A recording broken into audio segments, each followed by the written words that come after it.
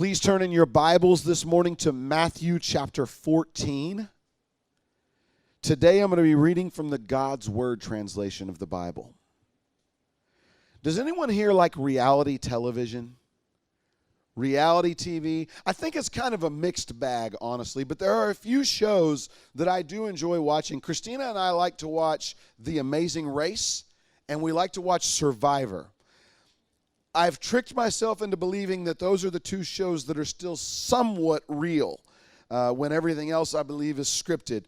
And a lot of those is staged and scripted as well. But we like watching those. And I think that there's some part of us that wants to go on those shows, especially me. There's definitely some part of me that wants to go on Survivor or Amazing Race, to go live on an island for 39 days and try to outwit and outplay and outlast everybody else, even though I know I'd probably be the second person voted off.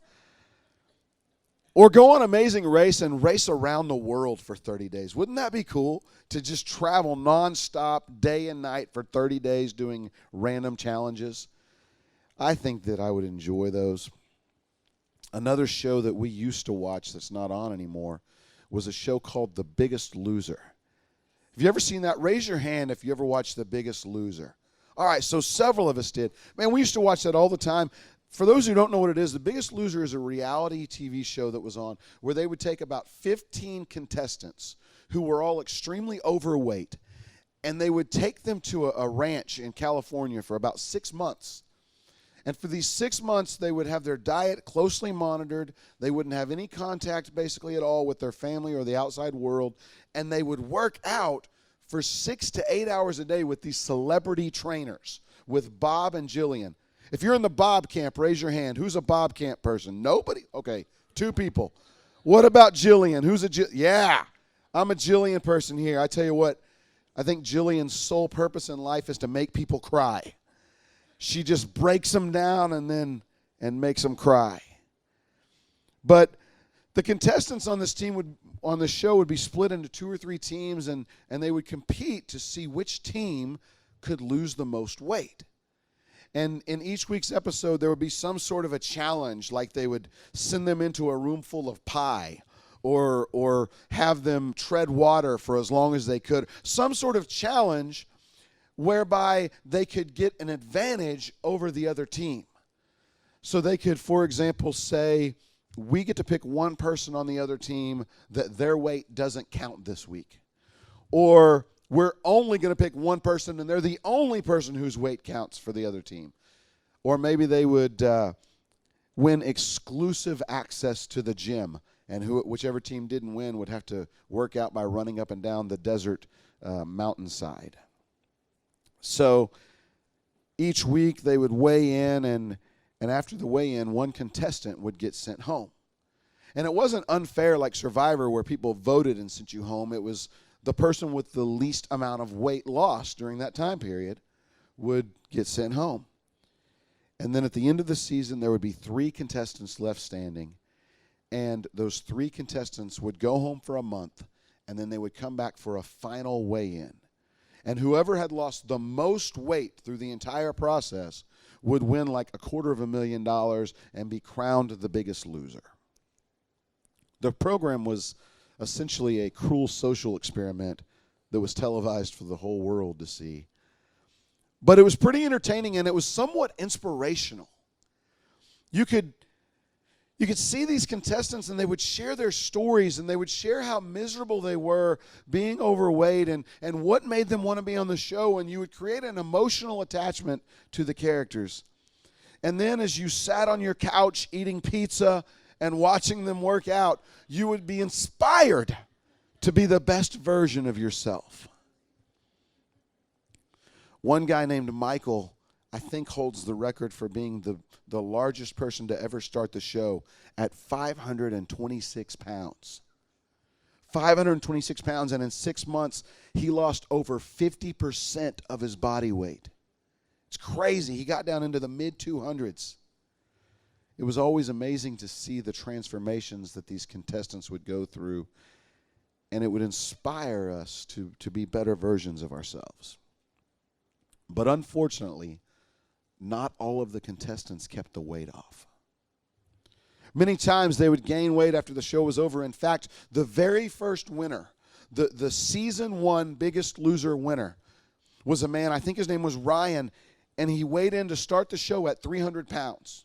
So not really that big. As the show went on, the contestants got heavier and heavier. But the first season, he was 300 pounds, and throughout the process, he lost 122 pounds. He got down to 178 pounds. He shared the story of what made him come on the show, and he had gone to a theme park with his son and had tried to ride a roller coaster with him, and they wouldn't let him on the ride. He was too heavy to get on the ride. And so that was the tipping point. That was what made him come on the show. So in 6 months, he went from 300 pounds down to 178, and he won $250,000. Can you imagine how his life changed? I mean, he gained his life back. But the last time they checked in with Ryan, he weighed 400 pounds. I don't know about you, but when I hear stories like that one, I think, what happened? What happened to make you lose what you had found? How could someone lose so much weight and then gain it all back and more? But the truth is that happens all the time. And not just in weight loss journeys. It happens in people's finances. It happens with drug and alcohol addiction.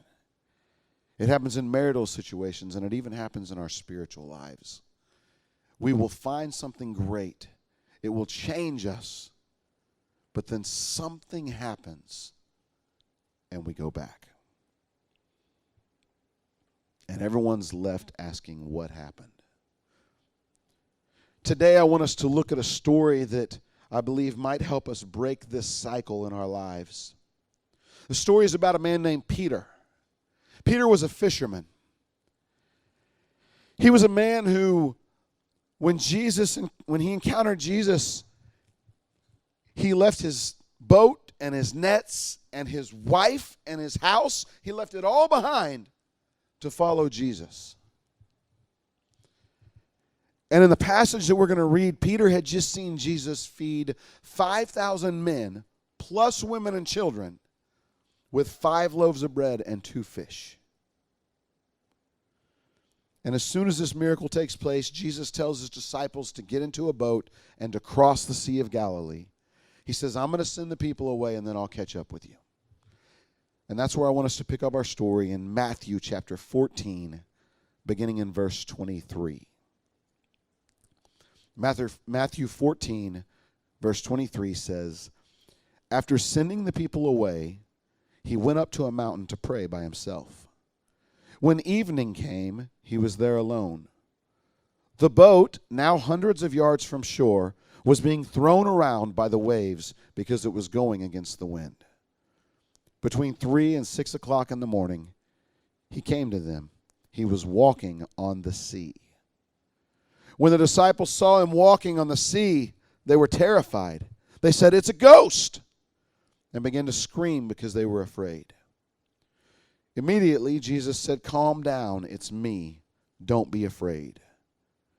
Peter answered him in verse 28, said, Lord, if it is you, order me to come to you on the water. Jesus said, come. So Peter got out of the boat and walked on the water toward Jesus. But when he noticed how strong the wind was, he became afraid and started to sink. He shouted, Lord, save me. Immediately Jesus reached out and caught hold of him. He said, you have so little faith. Why did you doubt? Verse 32, when they got into the boat, the wind stopped blowing. The men in the boat bowed down in front of Jesus and said, you are truly the Son of God. Has there ever been a greater example of a what happened story?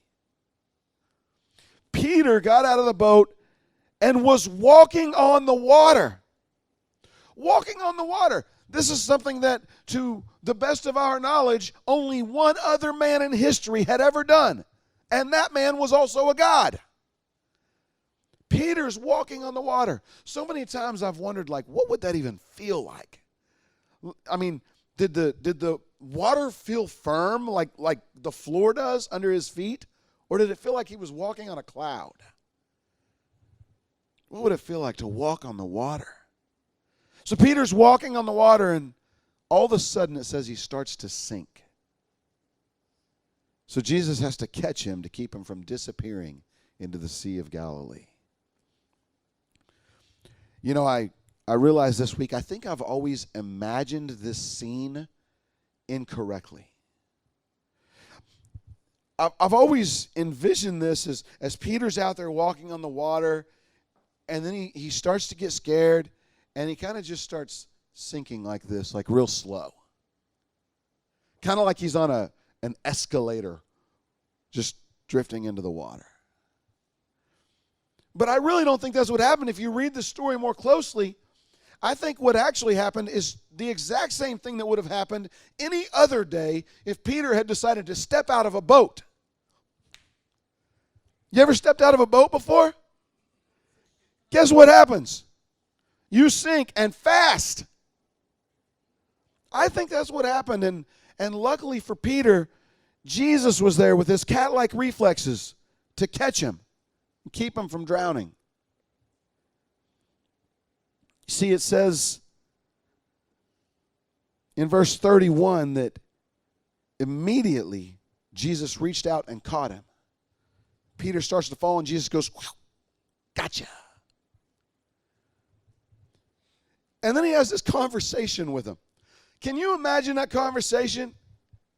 Peter's hanging on Jesus' hand, and Jesus is like, you dummy. Why did you not have faith? And the crazy thing is, the storm is still going on all around them. The story tells us that when they got in the boat, the wind died down. What a story. Can you imagine what the other disciples were saying to Peter when he got back in the boat? You know, his brother Andrew was surely there. He's probably worried because he almost watched his brother die. No matter how much you fight with your brother, if they almost die before your eyes, you're going to be concerned, right? So I'm sure Andrew grabbed Peter and hugged his neck and then said, Peter, what happened? And then Peter's arch nemesis, John, the one who Jesus loved, he was surely on the boat. I bet he was like, hey, Peter, what happened? Why'd you sink? But regardless of their thought or their motives, every one of them surely had the same question. Peter, what happened? You were walking on the water. You had it. What happened to cause you to lose it? This is the same question that I have asked countless teenagers over the years. When I see them go from living a life where they're actively involved in the church and they're loving the Lord and they're serving Him, to all of a sudden they're living a life of partying and drinking and having sex. It's the same question that I ask every time I see someone whose life I have watched change before my very eyes. I've seen them come to faith and change the way that they live, and then see that begin to slip away from them. And I wonder what happened. What could have caused you to stop coming to church? What could have caused you to go back to doing the things that you would stop doing and that you were so glad you would shaken? What happened? What could have made you decide that the new life that you had found wasn't worth living anymore? What happened? Today I want us to look at 3 things in this story that I believe are relevant to our lives. The first thing is this. From the very beginning, Peter knew the stakes. Peter knew the stakes. Peter was a fisherman. He lived his life on the water. There's no doubt that he had heard stories of men, if not seen men, who had been caught out on the water in a storm like this and had lost their lives. Peter surely had a great respect for the water and the power that it held. Have you ever spent much time with a true fisherman? With someone who's on the lake a lot? I bet Ivan would tell you, man, those guys have so much respect for nature and for the water, don't you, Ivan? Man, they don't go out there in the middle of a crazy storm because they know how easily it can all end.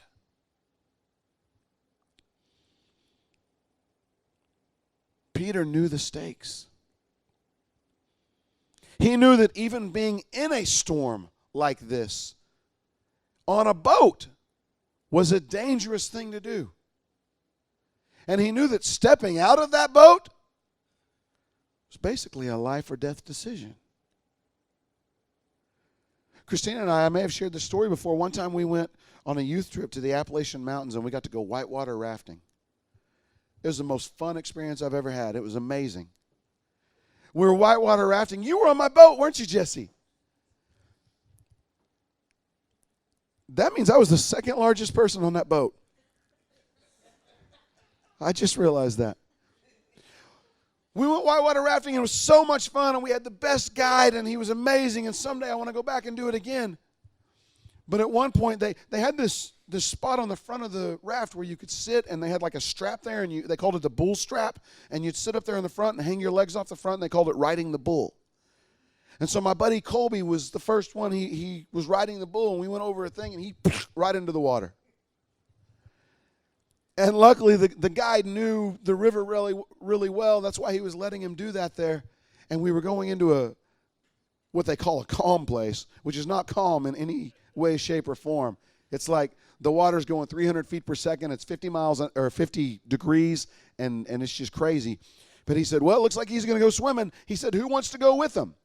And they had taught us in this class we had to take about, quote, whitewater swimming. Let me tell you what whitewater swimming is. Whitewater swimming is laying on your back with a life jacket and trying your best to keep your feet in front of you so that if you hit a rock, it's with your feet and not your head. And it's nearly impossible to do. So we're all like, yeah, I want to go swimming. And he's like, all right, go. So we all roll off of this raft. And I'll tell you, I don't know many times that I've been that scared in my life because you're going really, really fast. And my life jacket wasn't tight enough because you don't wear life jackets really tight. So it was like up around my neck. And all you want to do is just stand up and fix your life jacket. But it's 30 feet deep. So you're not standing on anything. That's scary. And I can't imagine doing that without a life jacket. But Peter knew the stakes. He knew that if he fell into the water, that's essentially what he was facing. Whitewater swimming without a life jacket. And it doesn't end well. None of that was in my notes, so I'm going to have to catch myself now and figure out where I'm at.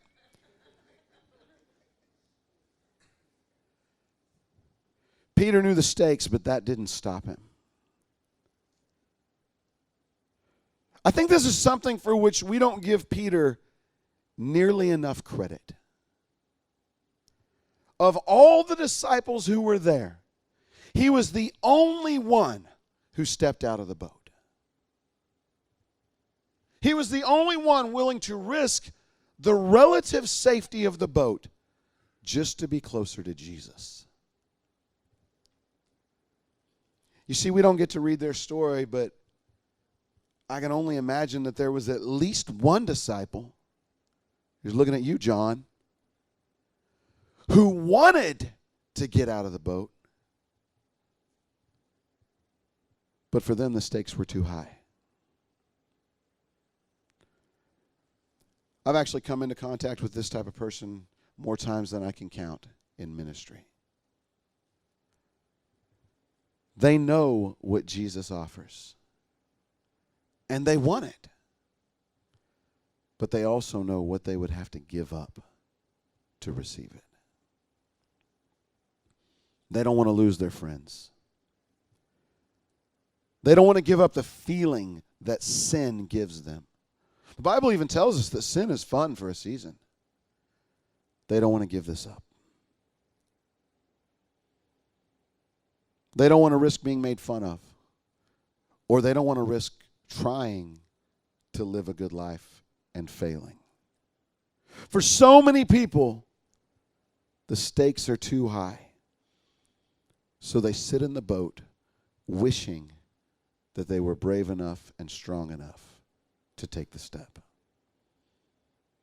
I'm glad that even though Peter knew the stakes, he didn't allow it to stop him. And the reason that he didn't allow it to stop him, the reason that he went, is the second thing that we need to learn from this story. Jesus called him. Somebody say, Jesus called him. Verse 28 says that Peter said to the Lord, Lord, if it's you, if it's really you, tell me to come to you. Jesus says, come on. Now this point is very important, but honestly it's not for everybody in the room. So if this next section is not for you, just hang on, sit there, enjoy yourself. We'll get back to our regularly scheduled programming shortly. But I have to take a minute or two to let somebody know it's time to get out of the boat.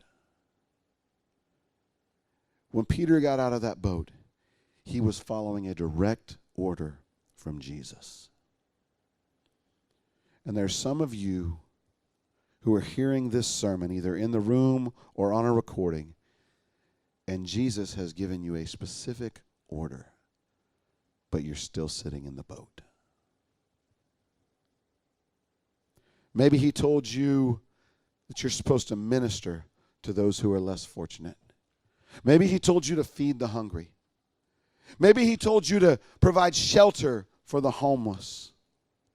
Maybe he told you to build an orphanage. Maybe he just told you to donate money or land or vehicles to the church. I don't know what God told you to do, but if you're the person I'm talking to, you do. You see, there was a day where the Lord told you what to do. It was a day where you told him, God, I'll do whatever you ask of me. I'll go wherever you want. You just tell me. And God told you what to do, and you're like, I don't like that. So you're just sitting in the boat. Can you imagine if Peter had stepped out there like Peter always does? He's always out in the front. He's always making a fool of himself. Can you imagine if Peter had said, Jesus, if it's really you, tell me to come to you. And Jesus said, come on. Peter was like, nah, dude, I was just playing. I'll wait here. You come to me, Jesus. We would all be dogging on Peter right now, wouldn't we? Every one of us would be talking bad about Peter every time we talked about him. It'd be the whole little girl denying Jesus story all over again. Oh, that Peter. He writes checks he can't cash. We'd be dogging on Peter. But the truth is that some of you are doing just that. You said, Jesus, if it's really you, just tell me what to do. Just say the word. And Jesus said, come on. And you're like, nah, I was just playing. I feel safer here. Church, let me tell you something. When God gives you a job to do, nothing is ever going to be right until you do. I'll never forget the spring of 2003. Christina and I were youth leaders at Faith Assembly of God in Springdale. The Lord had grown that little youth group from the 4 kids that we started with up to about 22. We were loving life. We loved our church. All of our friends were there. We had a great ministry. Man, it was perfect. But God knew that several years down the road, He wanted me to plant CenterPoint Church in Lowell. And He knew that if I stayed where I was at, it wasn't going to prepare me for what we're doing now. So He told us to leave. We knew. We knew God said, you got to leave. He said, you got to leave and you got to go learn. But to be honest, we didn't want to. We didn't want to leave our friends. We didn't want to leave our church family. We didn't want to leave our ministry. So we just stayed in the boat. Until eventually God got tired of me saying no. And I don't want to say that He made me sick, but He made me sick. I got so sick. I mean, it was bad. And I used to like worry about saying that until I read a little more about Abraham and found out about when God made him sick because he wasn't doing what He told him to do. Nearly killed him. Felt like it was killing me. One day I sat down with Christina and I said, look, babe, I know we don't want to go, but I'm going to die. We got to go. We made that decision, and as soon as we did, I got well.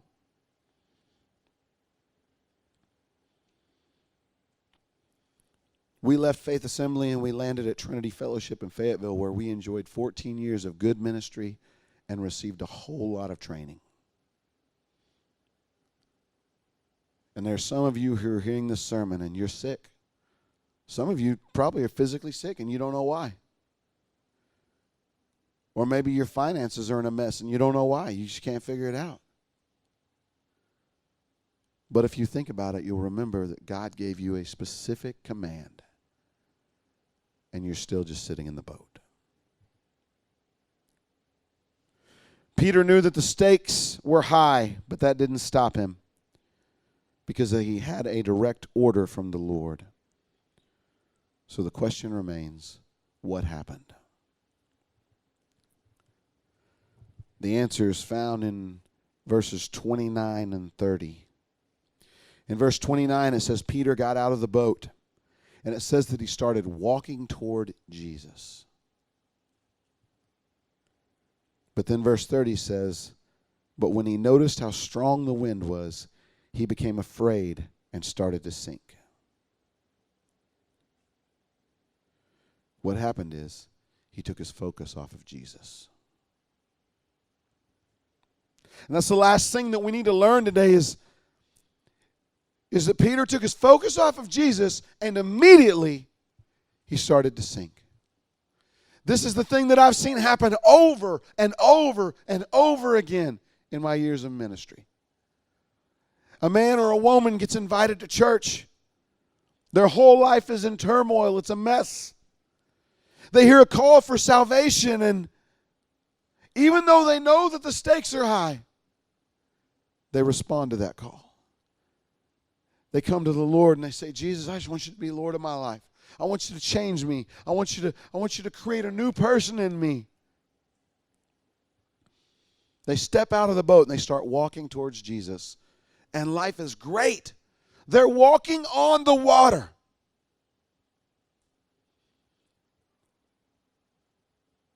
The things that once controlled them aren't controlling them anymore. The sins that once had them in bondage don't have a hold on them anymore. All of the worries that they had before seem to be distant memories. Because they're just walking toward Jesus. But did you know that the devil doesn't like it when we start living for the Lord? How many people know that? It's true. So he begins throwing obstacles in our path. Funny thing about the way the devil works is that he hardly ever changes it. The first thing he tries to use is treasures. He'll try to throw things in your life that seem positive to distract you. A new boyfriend, a girlfriend will come into your life and keep you from going to church. Or a new job. Man, it's a great opportunity, Pastor. I mean, I'm going to have to miss some Sundays, but it'll be okay because it's such a great opportunity. I'm going to be able to do so much for the church with the money I'm going to be making.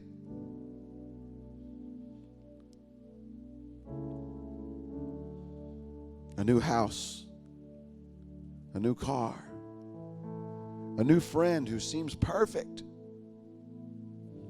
but distracts you from walking toward Jesus. And if the treasures don't work,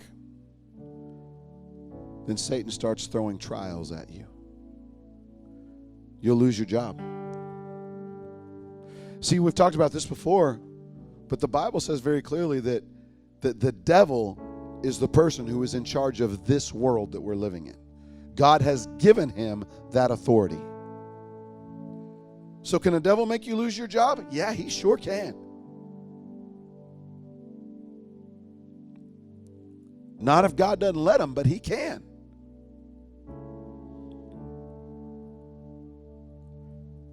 You lose your job and you'll start running out of money.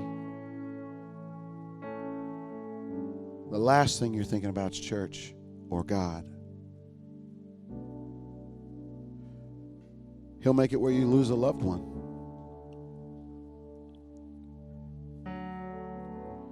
He'll make you wreck your car or make it break down.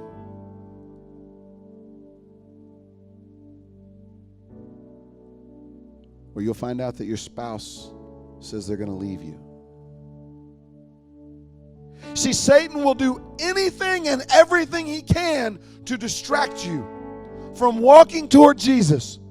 Because he knows as long as you're walking towards Jesus, he's losing you. Every step that Peter took, every time he got a little bit closer to Jesus and a little bit closer to Jesus, he got closer to safety and security. And he got so close that Jesus was close enough to reach out and grab him when he sank. Think about that. Think about how close he was.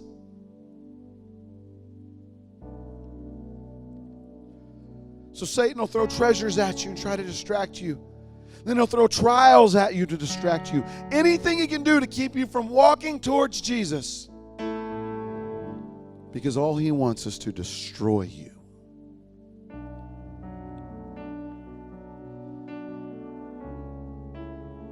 He wants to make you sink, just like Peter did.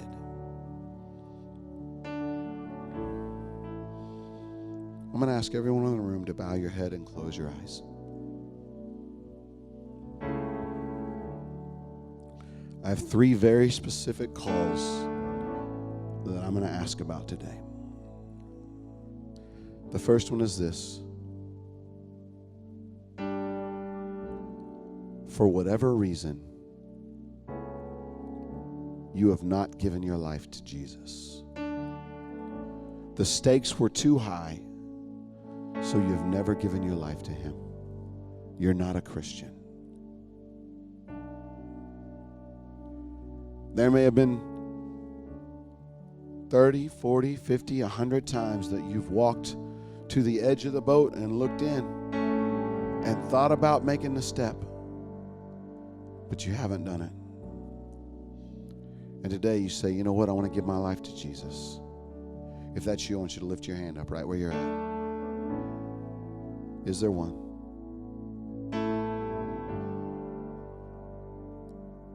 The second is this.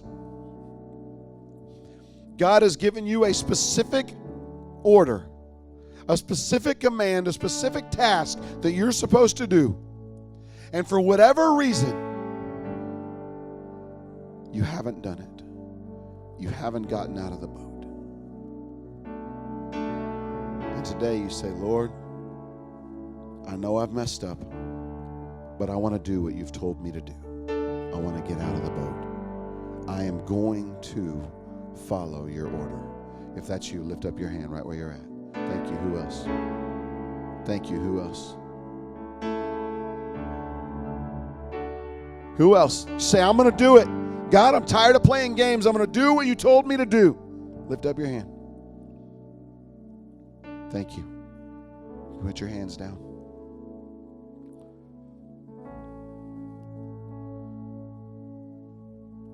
And finally, there are people in this room who you've gotten out of the boat and you've been walking towards Jesus. But through his tools and his tricks, Satan is distracting you. Maybe you're even really close to getting your focus off of Jesus. Maybe you're really close to saying, I don't want this anymore. The devil's fighting you, and he's got you distracted. And you need Jesus to help you get your focus back on him. If that's you, I want you to lift up your hand. Thank you. Who else? Who else? Father God, you see the hands that have been lifted in this place today. Lord, I'm so thankful for your love. I'm so thankful that you love us so much that you have given us your word and that you challenge men and women like me, God, to preach the word, to get through to us, God, when sometimes nothing else will. Lord, you saw those who lifted their hands today. And they said, I'm going to do what he told me to do. Lord, if that's you, if that's them, Lord, I pray that you will give them a strength and a resolve that cannot be shaken. Lord, let them remain committed. And Lord, I pray that you will open doors for them to do what you've told them to do. And I pray that you will protect them as they do. And Lord, I pray for those who lifted their hands and said, I've been distracted. I love the Lord. I want to walk towards him, but I've been distracted. Lord, help them to keep their focus on you. Lord, I pray that you will put a buffer around them to keep the enemy's attacks away, to keep the distractions away. Lord, I pray that you will let them stay the course, maintain their focus, and walk towards you.